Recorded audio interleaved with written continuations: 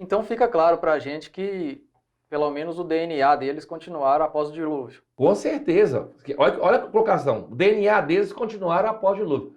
Continuaram. E é o seguinte, eles conseguiram adaptar de maneira que hoje eles não são gigantes, mas o DNA deles está disseminado.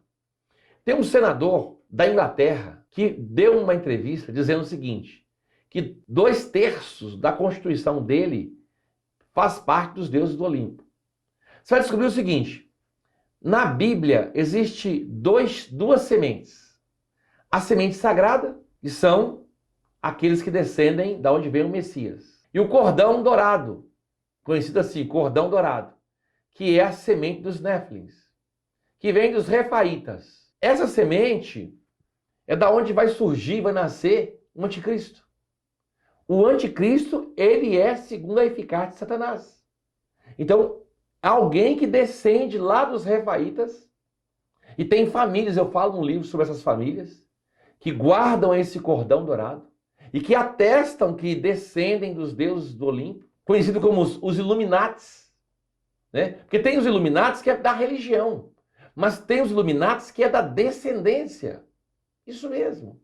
E você vai encontrar hoje, por exemplo, quando a Bíblia fala de Golias, por exemplo, fala que Golias tinha 6 dedos em cada mão e 6 dedos em cada pé. E você descobre que tem pessoas hoje que nascem com 6 dedos. Isso é uma reminiscência dessa descendência. Uai, pastor, então eu posso ser um descendente do Nef? Pode. Mas isso foi disseminado. Mas Deus não vai julgar ninguém pela descendência, pela genética. Deus irá julgar pelo padrão moral e espiritual, de conduta. Muito interessante isso. Você vai ver que tem, por exemplo, Abraão, ele tem uma descendência carnal, pessoas realmente que descendem de Abraão e a descendência messiânica, mas tem aqueles filhos de Abraão pela fé. Os filhos de Abraão pela fé, aí é a descendência espiritual. Satanás da mesma forma. Tem os nefilins, que é a descendência natural, mas tem aquelas pessoas que amam Satanás e são filhos espirituais de Satanás. A exemplo de João capítulo 8, 44, que o Senhor diz para os judeus, vós tendes como pai Satanás. Satanás é o vosso pai, mas ali não é no sentido genético, é no sentido espiritual. É igual nós hoje somos filhos de Abraão, mas no sentido espiritual. Então é bom diferenciar essa questão. No livro aborda essa questão da semente. A guerra entre essas duas sementes, carnais e espirituais. É bom diferenciar um ponto do outro. Pastor, e fica evidente em nossos dias o quão tem sido tempos difíceis. Né? A gente consegue até perceber, porque imagina pessoas com essa criação, com essa formação, ocupando cargos de governo, né? Cargos que influenciam na nossa vida. No mundo espiritual também é assim, o que acontece no mundo espiritual interfere na nossa vida aqui no mundo. Eu digo, temos principados acima das nossas cabeças, vamos dizer assim, no mundo espiritual. Uhum. Um conflito nesse principado acima da nossa cidade, do nosso estado, do nosso país, afeta a nossa vida aqui?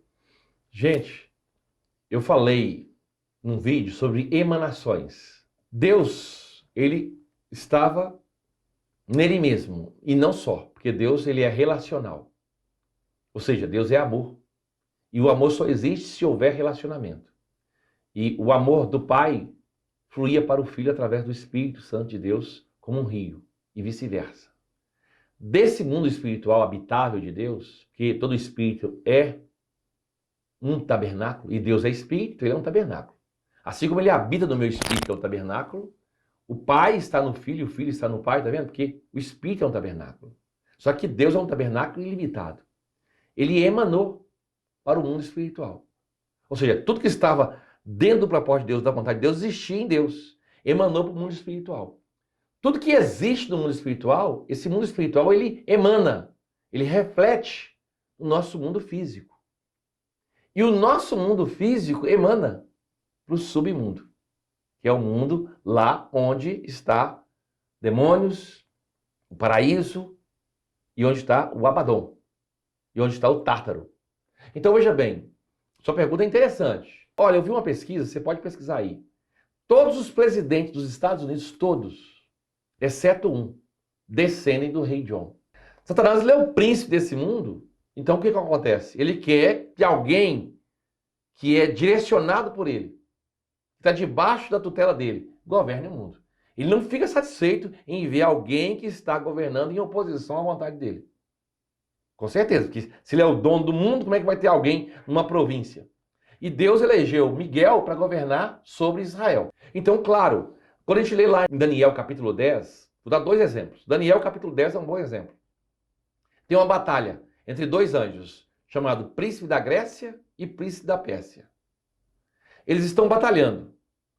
E na Terra está tendo uma batalha entre Alexandre Magno, Alexandre o Grande, e o rei da Média Pérsia, que era Dario.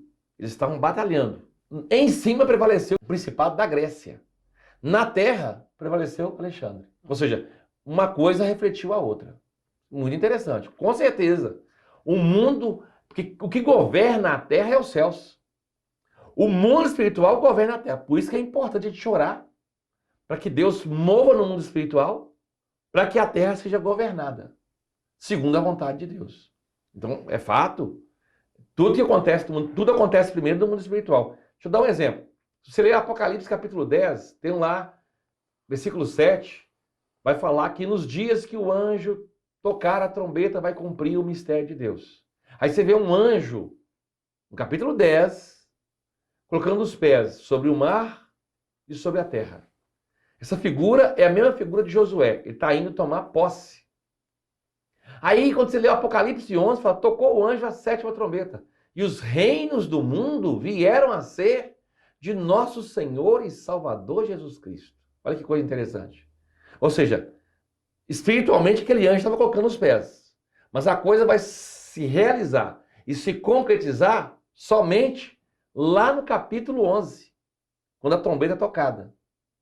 Então, as coisas acontecem claramente primeiro no mundo espiritual e refletem no mundo físico. Isso é fato.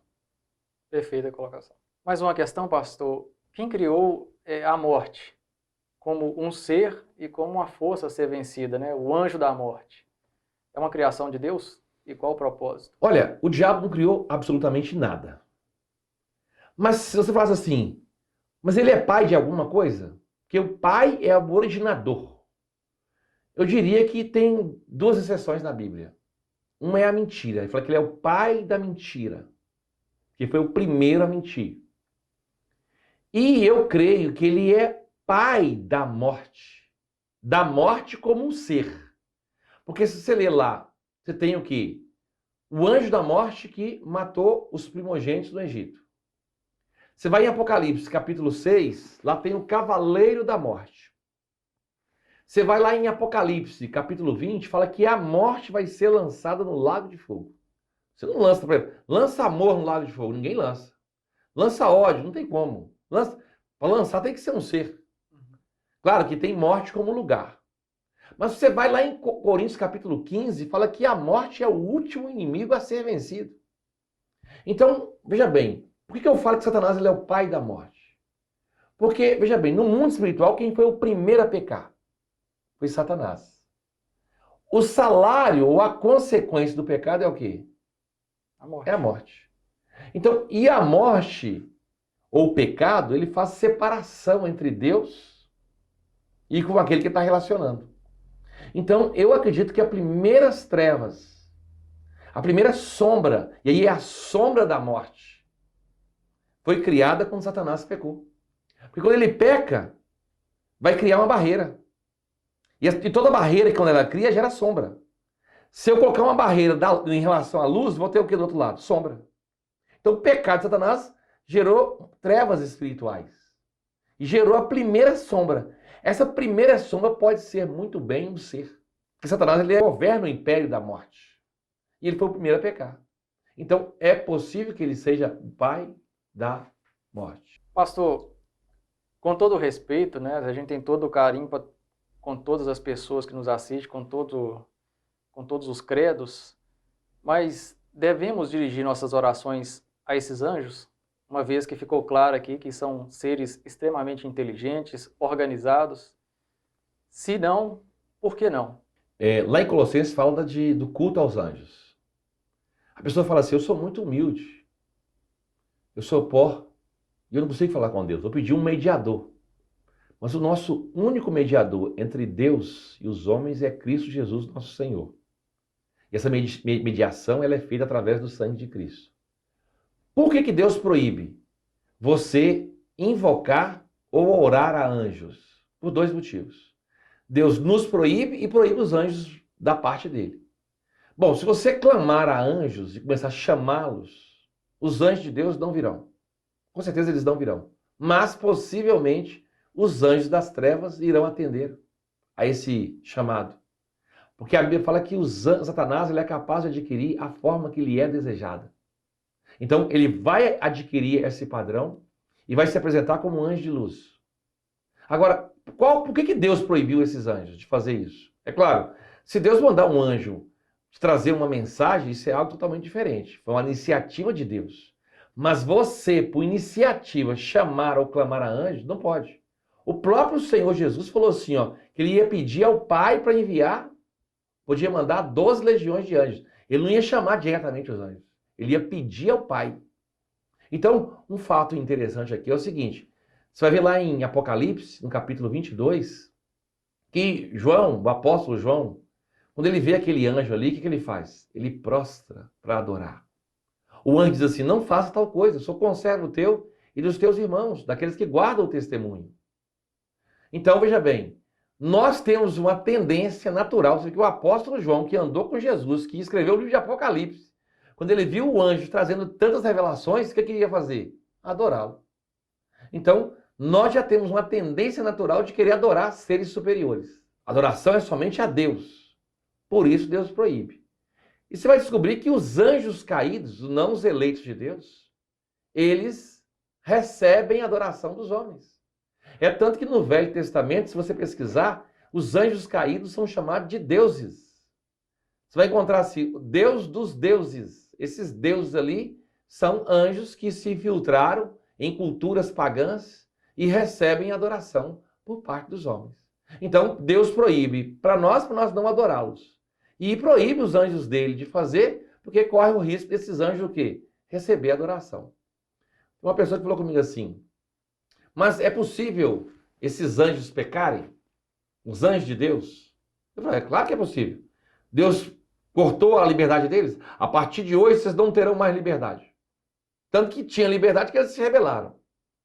Agora, é quase impossível eles pecarem com o conhecimento que eles têm da queda de Satanás, da queda do homem, do dilúvio, da provação de Jó, né? Que eu não vou falar aqui agora. Seria mais ou menos assim. Você tem 2 filhas. Se eu perguntar assim, é possível, olha que exemplo doido, pra você entender. É possível você pegar uma faca e fincar na perna da sua filha? Vai responder, isso é impossível, pastor. Falou, mas é possível. Mas para ele é praticamente impossível fazer esse mal. Mas ele não está tolhido disso. Se você pegar a faca, ele pode pegar a faca e fazer. A possibilidade existe. Veja bem, Cristo tinha a possibilidade de pecar? Tinha e não tinha. Tinha em que sentido? Ele poderia escolher pecar. Mas para ele, pecar era como você fazer um mal para sua filha. Então, é claro que se não existir possibilidade, então nem existia aprovação. Existia aprovação. Mas para os anjos eleitos, que agora já viram tudo, e testemunharam tudo, e conhecem toda a verdade, é praticamente impossível, mas não é totalmente impossível. Ainda nesse gancho, podemos dizer que esses anjos estão condenados ou existe salvação para eles? Esses anjos que Satanás arrastou com eles. Rapaz, eu separei no livro, assim, uns 20 tópicos, 20, falando sobre a salvação dos anjos, todos respaldados biblicamente. E, claro, Satanás, desde o Éden, ele já está condenado. Lá fala que o Senhor iria esmagar a cabeça da serpente, né? Então, ali foi o limite para ele. Porque ele causou a rebelião, né? Mas eu penso que quando ele, no início da rebelião, tinha chance para ele. Então, para Satanás, já foi julgado, já saiu a sentença, só não saiu o cumprimento da sentença, que vai ser cumprida lá em Apocalipse, capítulo 20, versículo 1 ao 3, quando ele for lançado no abismo. Mas, se a gente ler com cuidado, e aí eu separei vários textos. Por exemplo, eu estava falando contigo agora sobre... Vai ter um período que anjos irão passar por grande tribulação. Uhum. Eu tenho certeza que vocês nunca ouviram isso. Anjos passarem por grande tribulação. Com respaldo bíblico? Com respaldo bíblico. Né? Isso, assim, na palavra de Deus. Né? Então, você vai descobrir o seguinte, que tem, sim, um grupo de anjos que estão em período probatório. E as evidências, eu vou falar no próximo vídeo. Né? No próximo vídeo. Agora, sistematicamente no livro. Se você conseguir adquirir o livro, nesse primeiro momento, você vai poder ver isso de forma sistemática. Mas se não, não preocupe, porque a gente vai fazer depois, mais à frente, novas edições. E vai tentar disponibilizar para as pessoas todas que quiserem. Mas se você adquirir, você vai ver lá, sistematicamente. Não é um ponto, são 2 pontos, são vários pontos. E lá ainda respondo, por que lá em Pedro o Senhor disse que ele não perdoou aos anjos? Quando a gente lê lá no livro de Enoque, Shimeasa, que era o líder da rebelião, ele se arrependeu. Mas o Senhor não perdoou. Por que o Senhor não perdoou? Por que ele não podia perdoar? Isso é muito interessante. No próximo vídeo eu vou falar sobre isso. Gente, eu quero agradecer o pessoal por nos ter acompanhado até aqui, né? E tem sido assim uma experiência muito gratificante poder compartilhar algo que fruto de pesquisa de anos com os irmãos, né? Estamos vivendo os últimos dias e é muito importante o testemunho do Senhor chegar e alcançar as pessoas. Pra você ter uma ideia, quando você adquire esse material aqui, você está economizando aí, vamos dizer aí, 15, 20 anos de trabalho exaustivo de pesquisa. A gente lê uma enciclopédia para pegar lá uma parte do historiador, né? Às vezes o irmão viu um ponto e aquele ponto somado ao nosso ponto vai elucidar um grande mistério. Foi o que nós fizemos nesse trabalho de dedicação desse livro.